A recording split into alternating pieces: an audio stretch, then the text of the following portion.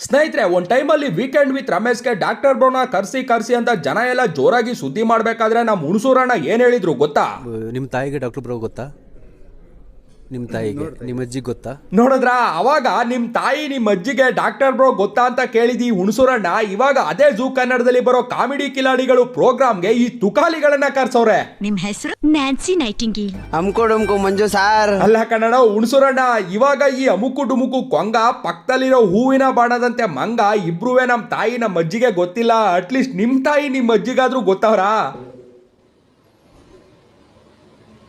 ಮಾತೇ ಇಲ್ಲ. ಅದಲ್ಲದೆ ಇನ್ನೂ ಒಂದ್ ಮಾತು ಹೇಳ್ತೀರಾ ನೀವು? ಟ್ರೆಂಡಿಂಗ್ ಟ್ರಾಲಿಂಗ್ ಅಂತ ಹೇಳಿ ಕರಿತೀವಲ್ಲ, ಅದು ತುಂಬ ಮಿನಿಮಲ್ ಪ್ರಪಂಚ. ಅಯ್ಯಯ್ಯೋ, ಏನು ಹುಣಸೂರಣ್ಣ, ಟ್ರೆಂಡಿಂಗು ಟ್ರೋಲಿಂಗು ಅನ್ನೋದು ಮಿನಿಮಲ್ ಅಂತ ಹೇಳಿ ಇವಾಗ ನೋಡಿದ್ರೆ ನಿಮ್ಮ ಚಾನಲ್ ಅಲ್ಲಿ ಬರೋ ಒಂದು ಶೋಗೆ ಈ ಅನಿಮಲ್ಗಳನ್ನ ಕರ್ಸ್ಬಿಟ್ಟಿದ್ದೀರಾ. ಇವರು ಸಹ ಅದೇ ಟ್ರೋಲಿಂಗು ಟ್ರೆಂಡಿಂಗ್ ಇಂದಾನೆ ಅಲ್ವಾ ಬಂದಿರೋದು? ಸ್ನೇಹಿತರೆ, ನಮ್ಮ ಹಳ್ಳಿ ಕಡೆ ಒಂದು ಮಾತಿದೆ, ಆಡ್ತಾ ಆಡ್ತಾ ರಾಗ, ಮಾಡ್ತಾ ಮಾಡ್ತಾ ರೋಗ ಅಂತ.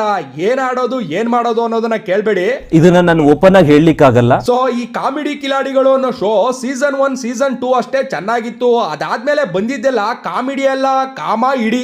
ನಾವು ನೋಡಿ ನೋಡಿ ಸಾಕಾಗಿ ಸಮಿ. ಇನ್ನೊಂದ್ ಏನ್ ಗೊತ್ತಾ, ಇಷ್ಟು ದಿನ ಡಿಗ್ರೇಡ್ ಡಬಲ್ ಮೀನಿಂಗ್ ನ ಮತ್ತೆ ಸಿಂಪತಿನ ಕಾಮಿಡಿ ಅಂತ ಮಾಡ್ಕೊಂಡು ಬರ್ತಿದ್ ಈ ಶೋ ಅಲ್ಲಿ ಇನ್ನೂ ಒಂದ್ ಲೆವೆಲ್ ಕೆಳಗೆ ಹೋಗಿ ಈ ಓತಿ ಖ್ಯಾತಿನ ಹಿಡ್ಕೊಂಡು ಕರ್ಕೊಂಡ್ ಬಂದವ್ರೆ.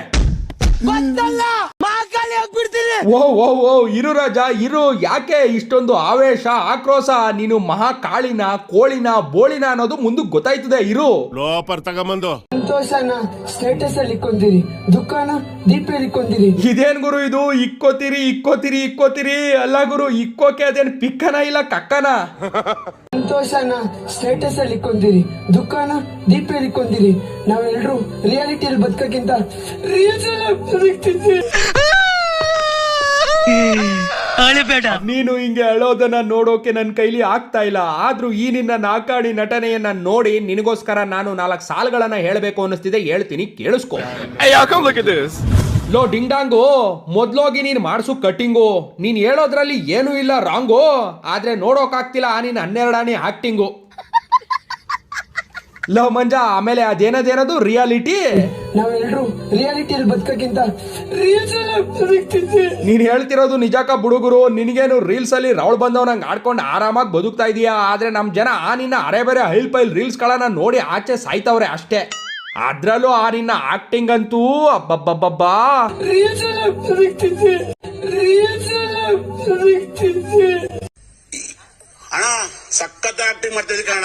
ಎಷ್ಟ್ ಖುಷಿ ಆಗುತ್ತೆ ಹೇಳಿ. ನಮ್ಮ ಅಪ್ಪ ಅಮ್ಮ ಟಿವಿಯಲ್ಲಿ ಹಿಂಗ್ ಕುತ್ಕೊಂಡು ತನ್ನ ಮಕ್ಳು ಈ ತರ ಬಂದು ಒಂದು ಟಿವಿಯಲ್ಲಿ ಒಂದು ಶೋದಲ್ಲಿ ಈ ತರ ಹೋಗಿ ತನ್ನ ಮಕ್ಳು ಸಾಧನೆ ಮಾಡೋದನ್ನ ನೋಡಿ ತಂದೆ ತಾಯಿಗೆ ಹೊಟ್ಟೆ ಎಷ್ಟು ತಂಪಾಗುತ್ತೆ ಅಂದ್ರೆ ಇವತ್ತು ನಾನು ಮನ್ಸರ ಹೇಳ್ತೀನಿ, ನಮ್ಮ ಅಪ್ಪ ಅಮ್ಮ ಅಂತೂ ಖುಷಿ ಆಗವ್ರೆ. ಹೌದಕ್ಕ ಬುಡುಗರು, ಎತ್ತವ್ರಿಗೆ ಯಜ್ಞ ಮುದ್ದು ಅನ್ನೋ ಹಂಗೆ ನೀನ್ ಏನೇ ಮಾಡಿದ್ರು ನಿಮ್ಮ ಅಪ್ಪ ಅಮ್ಮ ಖುಷಿ ಪಡೋದ್ರಲ್ಲಿ ತಪ್ಪಿಲ್ಲ.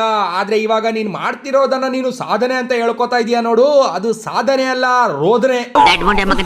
ಫುಲ್ ಖುಷಿಯಾಗಿದೆ. ನನ್ನ ಜೀವನ ನನಗೆ ಏನ್ ಬರುತ್ತೋ ನಾನು ಅದ್ರ ಬಗ್ಗೆನೇ ನಾನು ಫೋಕಸ್ ಮಾಡೋದು. ನಾನು ಹೆಂಗಿರ್ಬೇಕೋ ಹಂಗೆ ಇರೋದು. ಸೊ ಬೇರೆಯವ್ರಿಗೋಸ್ಕರ ನಾನು ಬದಲಾಗೋದಲ್ಲ. ಇಲ್ಲ, ನಾನು ಅಮ್ಕುಡುಮ್ಕಾಗೆ ಇರ್ತೀನಿ, ಅಮ್ಕುಡುಮ್ಕಾಗೆ ಬೆಳಿತೀನಿ, ಅಮ್ಕುಡುಮ್ಕಾಗೆ ಸಾಯ್ತೀನಿ. ಅಯ್ಯೋ ಭಗವಂತನೇ, ಲೋ ನೀನು ಅಮುಕು ಡುಮುಕು ಹಂಗಾದ್ರೂ ಸಾಯಿ, ಇಲ್ಲ ನಿಂದನ ನೀನೇ ಅಂತ ಅಮಿಕೊಂಡಾದ್ರೂ ಸಾಯಿ. ಆದ್ರೆ ನಿನ್ನ ಚೇಂಜ್ ಆಗು, ನೋಟ್ ಆಗು ಅಂತ ಇವಾಗ ಯಾವ ಬೋಳಿ ಮಗ ಹೇಳ್ದ? ಮಂಜು ಅಂತ ಕರಿಬೇಕಾ? ಅಮ್ಕುಡುಮ್ಕು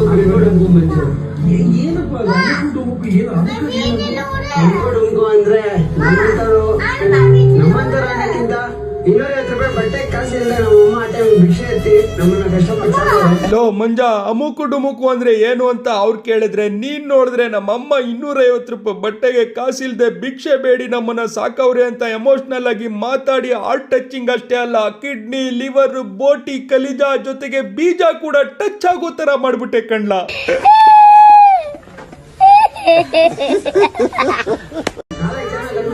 ಒಂದು ಹುಡುಗ ಆರ್ಮಿ ತರ ಬದುಕಬೇಕು ಅಂತ ಆರ್ಮಿ ಆಗೋಣ ಅನ್ಕೊಂಡೆ, ಆರ್ಮಿ ಆಗಿಲ್ಲ. ಕರ್ನಾಟಕ ಆರ್ಮಿ ಆಗೋಣ ಅಂತ ಅಮ್ಕುಡುಮ್ಕು ರೂಪದಲ್ಲಿ ಬಂದಿದ್ದೀನಿ. ಈ ಒಂದು ಸ್ಟೇಜ್ಗೆ ತುಂಬಾ ಅಂದ್ರೆ ತುಂಬಾ ಕಷ್ಟಪಟ್ಟಿದ್ದೀನಿ. ಖುಷಿ ಆಗ್ತೈತೆ. ನಿಂದು ನಾಯಿ ಗುಣ ಮೂಗಲ್ ಬರ್ತಿದೆ ಗೊಣ್ಣ, ನೀನು ಇನ್ಸ್ಟಾಗ್ರಾಮ್ ಅಲ್ಲಿ ಎಂದಿಗೂ ಕ್ರಿಂಜಯ್ಯ. ಪುಂಗಾತ್ಮ ಪುಂಗಾತ್ಮ ನೀನಯ್ಯ. ಕೊಂಗಾತ್ಮ. ಸ್ನೇಹಿತರೆ, ನನ್ನ ಮಗಂದು ಪ್ರತಿಯೊಬ್ಬರದು ಇದೇ ಆಗೋಯ್ತು. ಒಂದ್ ಸ್ಟೇಜ್ ಅನ್ನೋದು ಸಿಕ್ಕರೆ ಸಾಕು, ಸಿಕ್ತಂಗೆ ಸಿಕ್ಕಾಪಟ್ಟೆ ಸಿಂಪತಿ ತಗೊಳಕ್ ಶುರು ಮಾಡ್ಬಿಡ್ತಾರೆ. ಅದಕ್ಕೆ ಈ ಚಾನಲ್ ಅವರು ಒಂದು BGM ಬೇರೆ ಹಾಕಿ ಮಿಕ್ತವ್ರ ಕೈಯಲ್ಲಿ ಮುಕ್ಕರಿಯೋ ಎಕ್ಸ್ಪ್ರೆಷನ್ ಬೇರೆ ಕೊಡ್ಸೋದು.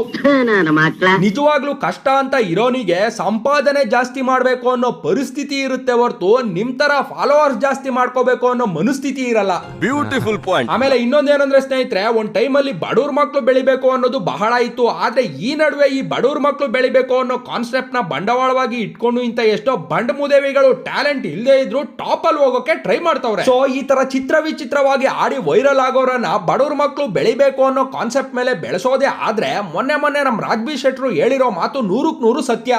ಬಡವ್ರ ಮಕ್ಕಳು ಬೆಳಿಬೇಕು ಅದಲ್ಲ ಪ್ರಶ್ನೆ, ಅದಲ್ಲ ಅರ್ಹತೆ ಮಾತ್ರ ಪ್ರಶ್ನೆ ಬರುತ್ತೆ, ಇಲ್ಲಿ ಬೇರೇನೂ ಬರಲ್ಲ. ಒಬ್ಬ ಬಡವನ ಮಗ ಅವ್ನ್ ಟ್ಯಾಲೆಂಟ್ ಇರಲ್ಲ, ಒಬ್ಬ ಶ್ರೀಮಂತರ ಮಗ ಸುಪ್ರೀಮ್ಲಿ ಟ್ಯಾಲೆಂಟೆಡ್. ಇದ್ರಲ್ಲಿ ನಾನು ಬಡವ ಅಂತ ಅವನಿಗೆ ಅವಕಾಶ ಕೊಡ್ಬೇಕಾ, ಟ್ಯಾಲೆಂಟೆಡ್ ಅಂತ ಇನ್ನೊಬ್ಬಂಗೆ ಅವಕಾಶ ಕೊಡ್ಬೇಕಾ? ನೋಡಿದ್ರಲ್ಲ ಸ್ನೇಹಿತರೆ, ಬಡವ್ರ ಮಕ್ಳು ಬೆಳಿಬೇಕು ಅನ್ನೋದಕ್ಕಿಂತ ಹೆಚ್ಚಾಗಿ ಅವನು ಬಡವ ಆಗ್ಲಿ ಶ್ರೀಮಂತ ಆಗ್ಲಿ, ಯಾರ ಹತ್ರ ಟ್ಯಾಲೆಂಟು, ಕಂಟೆಂಟು, ಕಮಿಟ್ಮೆಂಟು ಇದಿಷ್ಟು ಇರುತ್ತೋ ಅವ್ನು ಬೆಳಿಬೇಕು, ಅವನ್ನ ನಾವು ಬೆಳೆಸ್ಬೇಕು. ಅವಾಗ್ಲೇ ಬೆಳೆದವ್ರಿಗೂ ಬೆಳೆಸ್ದವ್ರಿಗೂ ಒಂದ್ ಬೆಲೆ ಇರುತ್ತೆ. ಇದೆಲ್ಲ ಹಂಗಿರ್ಲಿ. ಲವ್ ಮಂಜ, ಅದೇನದೇನದು ಹೇಳ್ತಿದ್ದಲ್ಲ, ಆರ್ಮಿ ತರ ಬದುಕಬೇಕು ಅಂತ ಆರ್ಮಿ ಆಗೋಣ ಅನ್ಕೊಂಡೆ, ಆರ್ಮಿ ಆಗಿಲ್ಲ. ಕರ್ನಾಟಕ ಆರ್ಮಿ ಆಗೋಣ ಅಂತ ಅಮ್ಕುಡುಮ್ಗು ರೂಪದಲ್ಲಿ ಬಂದಿದ್ದೀವಿ. ಆರ್ಮಿ ಆಗೋದು ಅಂದ್ರೆ ರೀಲ್ಸ್ ಅಲ್ಲಿ ಪೈಲ್ಸ್ ಬಂದಂಗೆ ಆಡೋದು ಅನ್ಕೊಂಡಿದ್ಯೇನೋ ಕಂದ. ಹೈಟ್ ನೋಡಿದ್ರೆ 5.5 ಅಡಿ, ಬಾಡಿ ನೋಡಿದ್ರೆ ಜಟ್ಕಾ ಗಾಡಿ. ಆರ್ಮಿ ಆಗಿ ಕಾಯ್ತೀಯಾ ನೀನು ಗಡಿ? ಹೋಗೋ ಮನೆಗೆ ಹೋಗೋ ನಾಯಿ ಮುಸುಡಿ. ಸ್ನೇಹಿತರೆ, ಇದಿಷ್ಟೇ ಅಲ್ಲದೆ ಈ ಅಮುಕು ಡುಮುಕು ಅದ್ಯಾವುದೋ ಇಂಟರ್ವ್ಯೂಸ್ ಗಳಲ್ಲಿ ಬೇರೆ ಇಲ್ದೇ ಇರೋದೆಲ್ಲ ಹೇಳ್ಕೊಂಡು ಎಡವಟ್ಟು ಅಂದ್ರೆ ಮೆಳಗೆಟ್ಟು ಅನ್ನೋ ತರ ಮಾತಾಡೋನೆ. ಆ ಇಂಟರ್ವ್ಯೂಗಳನ್ನ ಉರ್ದು ಉಪ್ಪಾಕೋಕು ಮುಂಚೆ ಇವನ್ ಜೊತೆ ಇನ್ನೊಂದು ಕಿರ್ಕಿರೆ ಸೊಪ್ಪು ಬಂದಿತ್ತಲ್ಲ, ಅದು ಟ್ರೋಲ್ ಆಗ್ತಿರೋದನ್ನ ಅರ್ಗಿಸ್ಕೊಳ್ಳೋಕ್ ಆಗದೆ ಅದೇನೋ ಅರ್ಚ್ಕೋತಿದೆ. ನೋಡುವ ಬನ್ನಿ. ಏನ್ ಟ್ಯಾಲೆಂಟ್ ಇದೆ ಅಂತಿರಲ್ಲ. ನನ್ನ ಲೈಫಲ್ಲಿ ಫಸ್ಟ್ ಟೈಮ್ ಸ್ಟೇಜ್ ಹತ್ತಿದಂದ್ರೆ ಕಾಮಿಡಿ ಕಿಲಾಡಿಗಳು. ತುಂಬ ಜನ ಆರ್ಟಿಸ್ಟು, ಜಡ್ಜಸ್ಸು, ಆಡಿಯನ್ಸು ತುಂಬ ಜನ ಇದ್ರು. ಅವ್ರ ಮುಂದೆ ಎಲ್ಲ ಸ್ಟೇಜ್ ಫಿಯರ್ ಇಲ್ದಿರ ನಾನು ಆ್ಯಕ್ಟ್ ಮಾಡಿದ್ದೀನಿ. ಅದನ್ನ ನಮ್ಮ ಕಡೆ ಟ್ಯಾಲೆಂಟ್ ಅಂತಾನೆ ಕರೆಯೋದು. ಓ ಮೈ ಸೋನು ಗೌಡ, ಸ್ಟೇಜ್ ಫಿಯರ್ ಇಲ್ದೆ ಅಕ್ಕ ಆಕ್ಟ್ ಮಾಡೋಳಂತೆ ಫ್ರೆಂಡ್ಸ್. ಅದನ್ನ ಅವ್ರ ಕಡೆ ಟ್ಯಾಲೆಂಟ್ ಅಂತಾನೆ ಕರೆಯೋದಂತೆ. ಅಕ್ಕ ಮಾಡಿರೋ ಆಕ್ಟ್ ನ ನೀವು ಪೂರ್ತಿ ನೋಡೋದೇ ಬೇಡ, ಪ್ರೋಮೋದಲ್ಲಿ ನೋಡಿದ್ರೆ ಗೊತ್ತಾಗ್ಬಿಡುತ್ತೆ ಅಕ್ಕನ್ ಟ್ಯಾಲೆಂಟ್ ಎಂತದ್ದು ಅಂತ. ನೋಡಿ ನೀವೇ ನೋಡಿ. ನಮ್ ಜೀವನದ ಸಂತೋಷನೆಲ್ಲ ಬರೀ ಸೋಷಿಯಲ್ ಮೀಡಿಯಾಗೆ ಮೀಸಲಿಟ್ಟಿದೀವಿ. ಇವ್ನ್ಯಾವನ ಸೆಡೆ ನನ್ ಮಗ. ನಮ್ ಜೀವನದ ಸಂತೋಷನೆಲ್ಲ ಬರೀ ಸೋಷಿಯಲ್ ಮೀಡಿಯಾಗೆ ಮೀಸಲಿಟ್ಟಿದೀವಿ. ಫೋಟೋ ತೆಗೆಯಕ್ ಮಾತ್ರ ಸ್ಮೆಲ್ ಮಾಡ್ತೀವಿ. ಅಲ್ಲಲ್ಲೇ ಹಾಡು ಹೇಳ್ಬೇಕಾದ್ರೆ ಎಳ್ಕೊಂಡ್ ಆಡೋದು, ಆಕ್ಟ್ ಮಾಡ್ಬೇಕಾದ್ರೆ ಹಿಂಗೆ ಮುಖಾನ ಮುಕ್ಕರಿಯೋ ತರ ಮಾಡ್ಕೊಂಡ್ ಡೈಲಾಗ್ ಹೇಳೋದು. ಅಕ್ಕೋ, ಈ ತರದನ್ನ ನಮ್ ಕಡೆ ಟ್ಯಾಲೆಂಟ್ ಅನ್ನಲ್ಲ ಕಣಕೋ, ಟಾಯ್ಲೆಟ್ ಅಂತಾರೆ. ಇದೆಲ್ಲ ಹಂಗಿರ್ಲಿ, ಈ ನಿನ್ನ ಟ್ಯಾಲೆಂಟ್ ನ ನೋಡಿ ನನಗೆ ಒಂದೆರಡು ಲೈನ್ ಹೇಳ್ಬೇಕು ಅನ್ನಿಸ್ತಿದೆ. ನಿಂದೇ ಸ್ಟೈಲ್ ಅಲ್ಲಿ ಹೇಳ್ತೀನಿ, ಕೇಳಿಸ್ಕೊ. ಹೂವಿನ ಬಾಣದಂತೆ ಇನ್ ಸ್ವಲ್ಪ ದಿನ ಯಾರಿಗೂ ಕಾಣದಂತೆ, ಸೋಷಿಯಲ್ ಮೀಡಿಯಾ ಸಾಲಿನಲ್ಲಿ ಗುಂಪಿಗೆ ಸೇರದ ಪದಗಳಂತೆ ಜನಗಳು ಮರ್ತ್ಬಿಡ್ತಾರೆ. ನೋಡ್ಕೊ ನಿನ್ನ, ಇದೆಲ್ಲ ಬಿಟ್ಟು ಚೆನ್ನಾಗಿ ಓದೋದ್ ಕಲಿ ಚಿನ್ನ.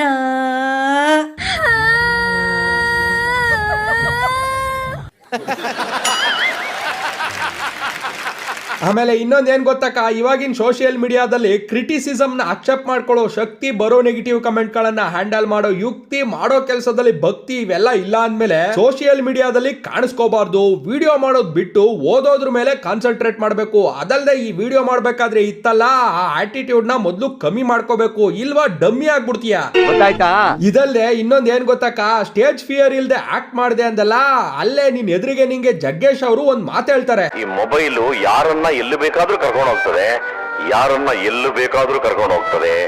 ಸೆಲೆಕ್ಟ್ ಮಾಡೋ ಅಂತ ಜ್ಞಾನ, ಬುದ್ಧಿ ನಿಮ್ಮಲ್ಲಿ ಇರ್ಬೇಕು. ಕೇಳಿಸ್ಕೊಂಡವ ತಾಯಿ, ಇವಾಗಿನ ಸೋಷಿಯಲ್ ಮೀಡಿಯಾ ಜಗತ್ತಲ್ಲಿ ಯಾರು ಬೇಕಾದ್ರೂ ಮೇಲ್ ಹೋಗ್ತಾರೆ, ಯಾರು ಬೇಕಾದ್ರೂ ಕೆಳಗ್ ಬರ್ತಾರೆ. ಇವಾಗ ನೀನು ಅಡ್ಡೇಟ್ ಮೇಲೆ ಒಂದು ಗುಡ್ಡೇಟು ಅನ್ನೋ ತರ ಅಕಸ್ಮಾತ್ ಆಗಿ ಆಕಸ್ಮಿಕವಾಗಿ ವೈರಲ್ ಆಗಿದೆಯಾ ಅಷ್ಟೇ, ಟ್ಯಾಲೆಂಟ್ ಇಂದ ಅಲ್ಲ ಅಂತ ಇಂಡೈರೆಕ್ಟ್ ಆಗಿ ಹೇಳ್ತಿರೋದು. ಇದನ್ನ ನೀನು ಕರೆಕ್ಟ್ ಆಗಿ ಅರ್ಥ ಮಾಡ್ಕೊಂಡಿದ್ರೆ ಈ ತರ ಆಟಿಟ್ಯೂಡ್ ಅಲ್ಲಿ ನೀನು ವಿಡಿಯೋ ಮಾಡ್ತಿರ್ಲಿಲ್ಲ. ಸ್ನೇಹಿತರೆ, ಈ ವಿಡಿಯೋ ಇಲ್ಲಿಗೆ ಮುಕ್ತಾಯವಾಯ್ತು. ನಿಮ್ಮ ಭೇಟಿ ಮುಂದಿನ ವಿಡಿಯೋದಲ್ಲಿ ಅಂತ ಹೇಳ್ತಾ ಈ ವಿಡಿಯೋನ ಮುಗಿಸ್ತಾ ಇದ್ದೀನಿ. ಅದಕ್ಕೂ ಮೊದಲು ನಾವು ಯಾವಾಗ್ಲೂ ಕೊನೆಯಲ್ಲಿ ಹೇಳೋದನ್ನ ಹೇಳಲೇಬೇಕು ಅಲ್ವಾ. ನನ್ನ ವಿಡಿಯೋ ನೋಡಿ ಉರ್ಕೊಂಡು ಬಂದು ಕಮೆಂಟ್ ಅಲ್ಲಿ ಕಕ್ಕ ಮಾಡಿದ್ರೆ ನನ್ನ ಈ ವಿಡಿಯೋ ಸ್ವಲ್ಪ ಆದ್ರೂ ಇಷ್ಟ ಆದ್ರೆ ಲೈಕ್ ಮಾಡಿ, ಶೇರ್ ಮಾಡಿ, ಕಮೆಂಟ್ ಮಾಡಿ. ಹಾಗೆ ನಮ್ಮ ಕ್ರಿಯೇಟಿವ್ ಕನ್ನಡಿಗ ಯೂಟ್ಯೂಬ್ ಚಾನಲ್ಗೆ ಸಬ್ಸ್ಕ್ರೈಬ್ ಆಗಿ ಪಕ್ಕದಲ್ಲಿರೋ ಬೆಲ್ ಐಕಾನ್ ಕ್ಲಿಕ್ ಮಾಡಿ. ಅದನ್ನ ಕ್ಲಿಕ್ ಮಾಡೋದ್ರಿಂದ ನಾವು ಪೋಸ್ಟ್ ಮಾಡೋ ಪ್ರತಿ ಒಂದು ವಿಡಿಯೋ ನೋಟಿಫಿಕೇಶನ್ ಕೂಡ ನಿಮ್ಮ ಮೊಬೈಲ್ಗೆ ಡೈರೆಕ್ಟ್ ಆಗಿ ಬರುತ್ತೆ. ಧನ್ಯವಾದಗಳು. ಜನರಿಂದ ನಾನು ಮೇಲೆ ಬಂದೆ, ಜನರನ್ನೇ ನನ್ನ ದೇವರೆಂದೇ